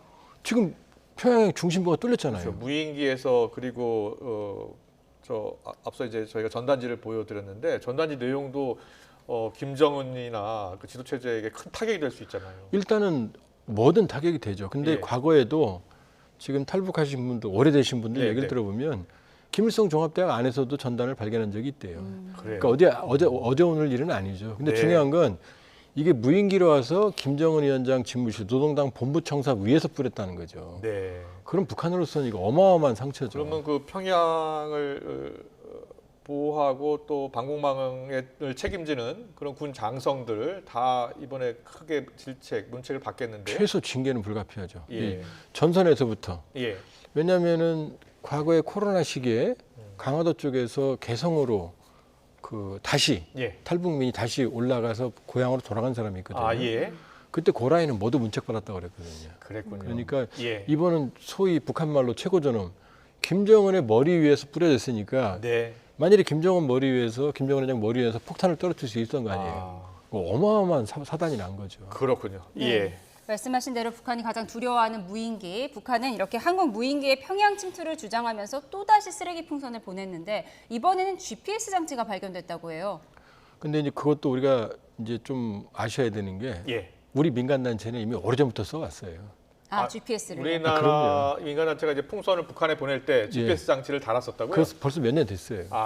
그 뭐냐면 GPS는 뭐냐면 GPS를 달면 이 풍선이 어디로 가는지 실시간으로 신호가 전송이 옵니다. 그래서 GPS가 한 20만 원, 30만 원 하거든요. 예. 그러면 고도와 그다음에 가는 걸 다 알려줍니다. 시간별로. 예. 그래서 신호 장치를 켜고 GPS 장착하고 보내면 이제 그 앱이 따로 있어요. 프로그램이 인터넷에. 네. 그걸 켜면은 그쪽으로 신호가 수신됩니다. 그럼 지도상에서 지금 어디를 가고 있다가 다 표시가 됩니다. 그렇군요. 그러니까 보내면 저걸로 이제 방향을 조정하지는 못해요. 네, 바람이 있으니까. 그렇죠. 이 풍선이 어디로 간다라는 게 항적이 남으니까. 위치만 확인할 수 있는 거군요. 그렇죠. 그러니까 이게 성공했는지 실패했는지 이걸 알 수 있는 거죠. 그러니까 네. 우리는 벌써부터 쓰는 장치입니다. 그렇군요. 예, 알겠습니다.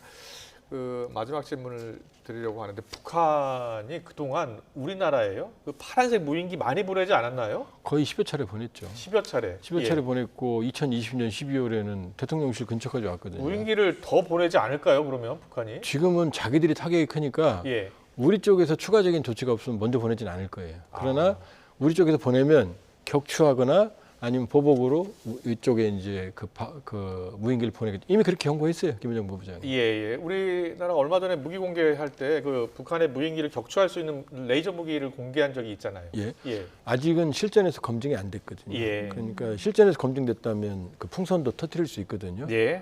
근데 그것 가지고는 아직은 안심할 수는 없죠. 네, 알겠습니다. 오늘 말씀 여기까지 듣겠습니다. 조한범 통일연구원 석자 연구위원과 함께했습니다. 잘 듣습니다. 고맙습니다.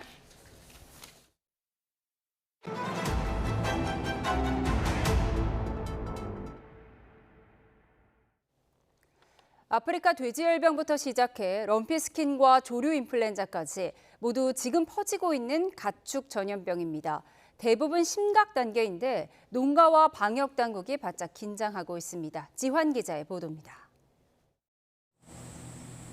강원도 화천에 있는 돼지 농장입니다. 도심과 뚝 떨어진 외곽, 입구는 철저히 막혔습니다. 키우던 돼지가 폐사해 시료를 검사했더니 ASF, 아프리카 돼지열병 감염이 확인됐습니다. 대형 트럭에 담겨 옮겨지는 매몰 저장조, 키우던 돼지 3,500마리 모두 매몰 처분 대상입니다. 발병 원인은 역시나 아직 모릅니다. 농장 주변에서 죽은 감염 야생 멧돼지 사체와 이를 매개로 퍼진 파리나 모기 등이 의심되는 상황. 방역대로 설정된 반경 10km 주변 농가는 다음 달 말까지 출하가 사실상 꽉 막혔습니다.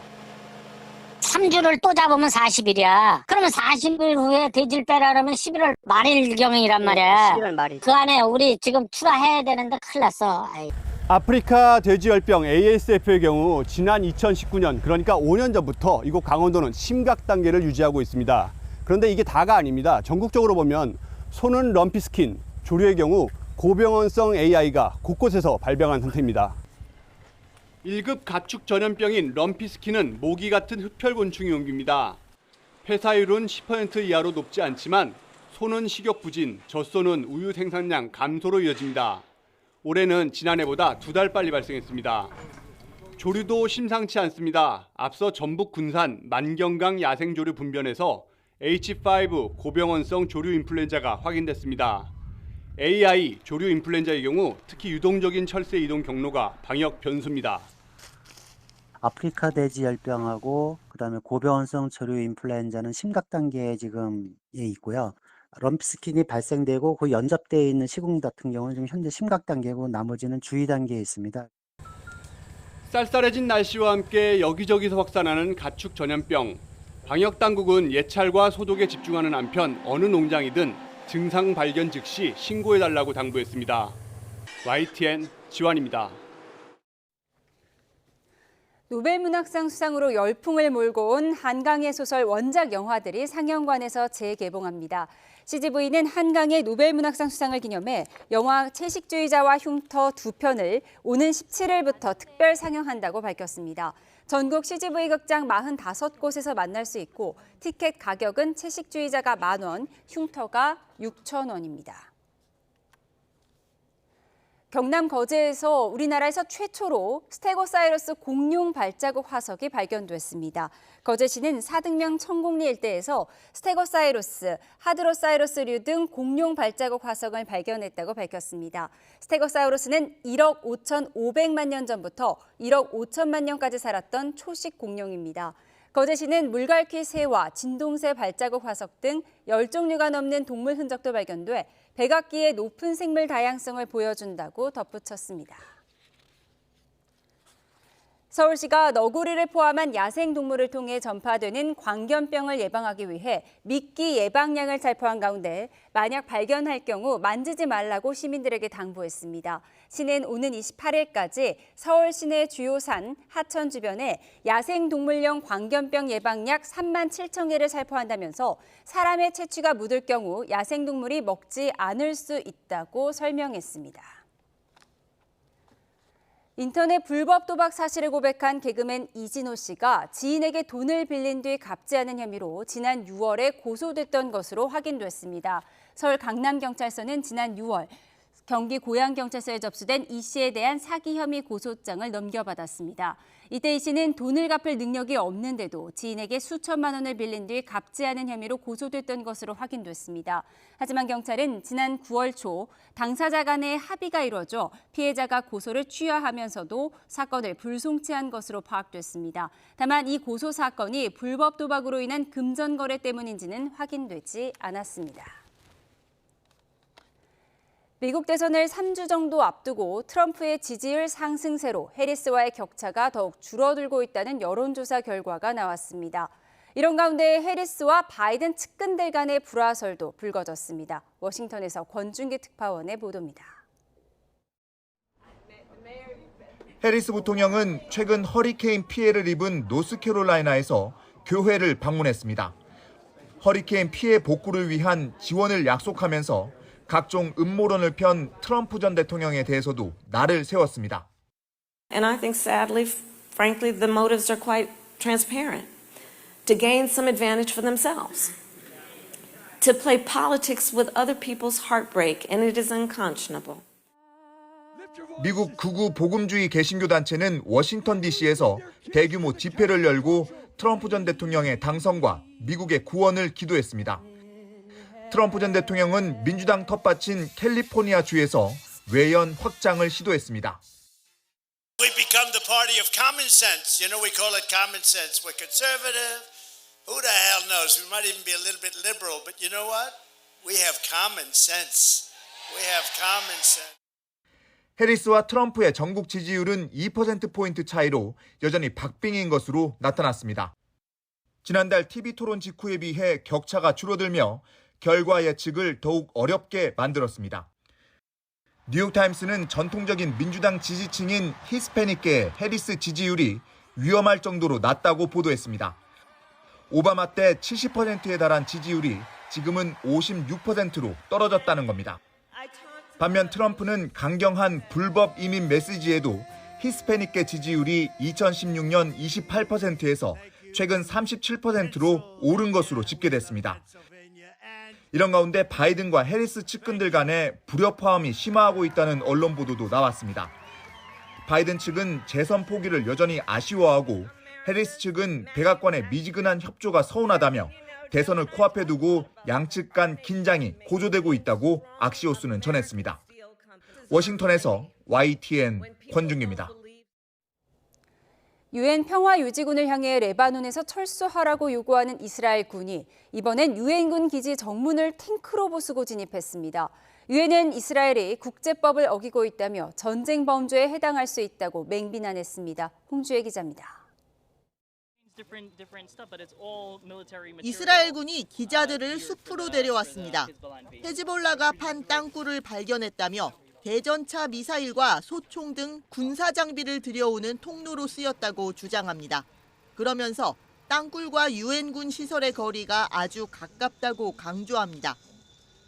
Another thing that I want to emphasize is how much we close to the UN base in your right.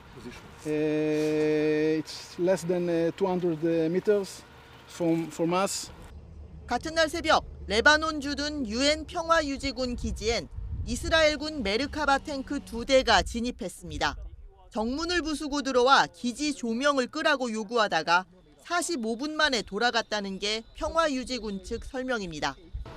또 2시간쯤 뒤엔 같은 기지 인근에 연막을 내뿜는 포탄이 떨어졌고 이후 병사 10여 명이 발진과 위장장애 등의 증상을 보였다고 덧붙였습니다.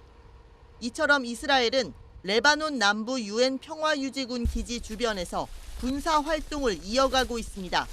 각국에서 파견된 대원들이 다치는 사례도 점점 늘어나 네타냐후 이스라엘 총리가 유감을 표하기도 했지만 기본 입장은 그대로입니다. 평화유지군이 레바논 전투 지역에서 철수해야 한다는 겁니다. אנו מצרים על הפגיעה בחיילי יוניפי"ל ואנחנו עושים כל שביכולתנו כדי למנוע פגיעה זאת. אבל הדרך הפשוטה והמתבקשת כדי להבטיח זאת היא פשוט להוציא אותם מאזור הסכנה. 그러나 유엔은 이스라엘을 향해 평화유지군을 공격하는 건 국제법을 위반하는 행위로 전쟁 범죄에 해당할 수 있다고 경고했습니다. YTN 홍주혜입니다.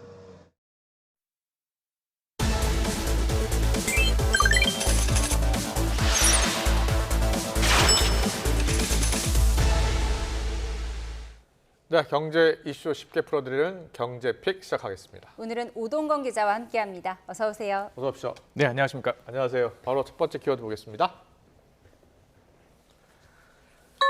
첫 번째 키워드는 부부 아닌 부모로 섰다. 예. 대충 최태원 SK그룹 회장 노소영 관장 맞습니다. 이야기죠. 예, 바로 아셨습니다. 맞습니다. 자, 차녀 민정 씨 결혼식에서 이혼 후 처음으로 만났습니다. 그러니까 이제 부부가 아닌 부모로서 이렇게 자리에 섰다 이렇게 얘기를 할 수 있을 것 같은데 어제 열린 결혼식에 나란히 참석해서 하객을 맞았고요. 두 사람 지난 3월과 4월에 항소심 변론기일에 출석해서 대면한 적은 있지만 이렇게 다른 방식으로는 법정이 아닌 곳에서는 첫 조우였습니다. 재판장 얘기하니까 조금 더 다시 한번 짚어볼 필요가 있는 것 같은데요. 법적으로 대법원 판결만 남겨놓은 상태죠. 2심에서 최 회장이 노 관장에게 재산의 35%입니다. 1조 3,800억 원을 나눠주라고 선고를 했고 이것과 관련해서 이제 SK 측은 노태우 정부의 혜택을 받아서 성장한 것이 아니다. 또 아울러 2심 재판부가 재산 분할액을 신청할 때 오류를 범한 것을 자세히 지적하면서 3개의 이혼 소송 중에 결혼식이 있었던 것입니다. 네, 이렇게 혼주도 관심이었지만 결혼의 주인공, 결혼식 자체도 관심이었죠. 네. 재벌가에서 흔치 않은 국제 결혼이었잖아요. 맞습니다. 오늘 그래서 많은 언론 보도가 있었습니다. 민정 씨의 예비 신랑은 케빈 황 씨입니다. 중국계 미국인으로 하버드대, 스탠퍼드대 경영학 석사 과정을 졸업을 했고요.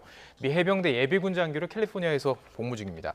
결혼식에서 이례적으로 이렇게 묵념하는 그런 순서가 있었다고 합니다. 이게 해군 출신이라는 공통점이 이들에게 얼마나 중요했는지를 느껴지게 하는 대목인데 두 사람은 미국 워싱턴 DC에서 이웃 주민으로 만나서 군복무 경험을 공유하면서 가까워진 것으로 알려졌습니다. 또 케빈 황 씨는 2020년 10월부터 약 9개월간 한국에서 주한미군으로 복무를 하면서 인연을 더 깊게 발전시킨 것으로 알려지고 있는데요. 결혼식에는 SK그룹 경영진뿐만 아니라 이재용 삼성전자 회장, 저희가 그림으로 나올 텐데요.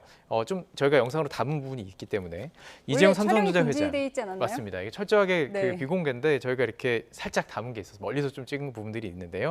SK그룹 경영진뿐만 아니라 이재용 삼성전자 회장, 구광모 LG그룹 회장. 화면에 준비가 안 됐대요. 준비가 안 됐군요. 예. 이재용 삼성전자 회장, 구광모 LG그룹 회장, 박정은 두산 회장, 이재현 CJ 회장 등 500여 명이 참석을 했습니다.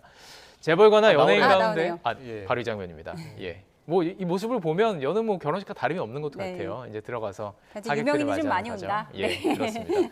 자, 보통 비공개 결혼식을 많이 하는데 이번 결혼은 완전히 비공개로 치러졌고요. 결혼식 이후에도 어떤 영상 자료나 사진 공개되지 않은 상태입니다. 네, 잘 봤습니다. 참 궁금한 결혼식이었는데요. 네, 두 번째 키워드 이어서 보겠습니다. 고려아연 쩐해 전쟁 제1막 종료. 네, 쩐해 전쟁 1막은 어떻게 종료가 됐나요? 자, 종료 결과를 딱 알려드리면 좋겠는데 결과는 이렇게 딱 알려드릴 수가 없는 상태입니다. 어쨌든 이론은 졌지만 이게 공개가 17일입니다. 자, 오늘 오후 3시 30분까지 주관사인 NH투자증권 오프라인 지점 또 온라인을 통해서 이루어졌고요. 지난달 12일이었습니다. 영풍과 MBK 파트너스가 전격적 경영 협력 계약을 체결하고 바로 공개 매수를 시작한 지 한 달여 만에 결과는 이제 알 수가 없는 상태. 결제일은 17일에 공개가 될 예정입니다. 서로 주식 인수 가격을 막 높여왔잖아요. 맞습니다. 그 과정을 좀 설명을 드릴 텐데 자, 영풍 MBK 연합이 공개 매수 가격을 당초 주당 66만 원에서 75만 원으로 올렸고 최종 예. 83만 원까지 올렸습니다. 그리고 이제 경영권을 수성해야 되는 최윤범 회장 측은 자사주 공개 매주를 주당 83만 원으로 개시한 뒤에 89만 원까지 올렸습니다. 그러니까 지금 차이가 있는 거죠. 예. 일단 영풍 측은 최 회장 측의 공개 매수가 89만 원보다 낮죠. 그러니까 목표한 최대 수량 14.61%를 채우지는 못할 것으로 관측되고 있습니다. 다만 투자자마다 유불리가 좀 갈립니다. 세금에 따라서 뭐 개인이냐 기관이냐 또 이게 배당 주주에 대한 뭐 그 세금을 내느냐 아니면 양도소득세를 내느냐 이게 좀 차이가 있는데 예. 이 사이에서 조금 변수가 될 수도 있고요. 또 이 사이에서 또 여러 가지가 나오기 있는 것이 뭐냐면 가처분 소송이 들어가 있기 때문에 이게 불확실성이 있어요. 그러다 보니까 투자자들의 결정이 좀 달라질 수가 있다. 이런 변수는 좀 있는 것으로 지금 파악이 되고 있습니다. 네, 이게 경영권 인수 전쟁인데 네. 한쪽이 절반 이상의 지분을 확보하지 못하게 되면 어떻게 돼요? 지금 그럴 가능성이 매우 높습니다. 예. 한쪽이 지금 차지하지 못할 가능성이 높기 때문에 오늘 영풍 MBK가 한 자릿수 지분을 확보하는 것은 가능할 것이다. 이렇게 보는 것이 금융업계의 대체적인 시각입니다. 결국 주주총회를 통한 의결권 다툼으로 이어질 전망인데 네. 5% 확보가 좀 중요하다. 이렇게 얘기합니다. 전문가 이야기 들어보시죠.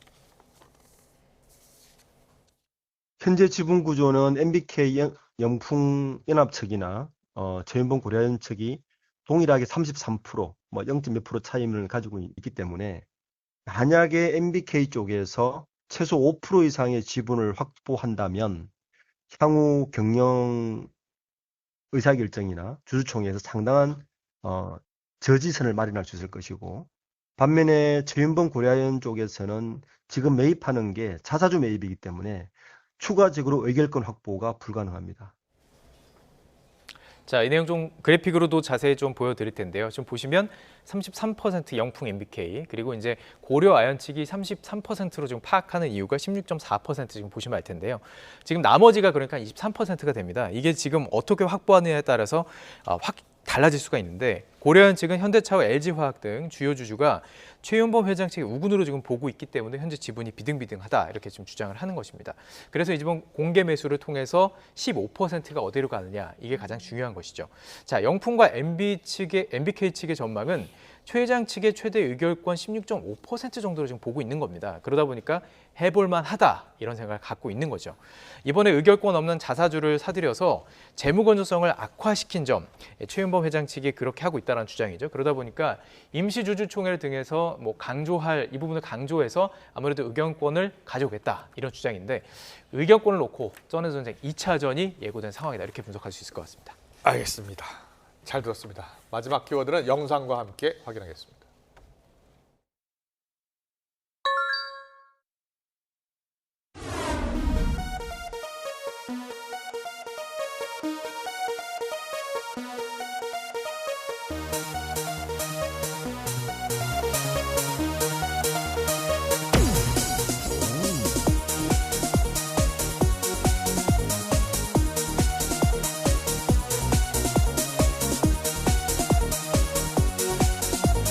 포장지 보니까 어릴 적에 사달라고 엄마한테 뗐었는데 그게 또 기억이 나네요.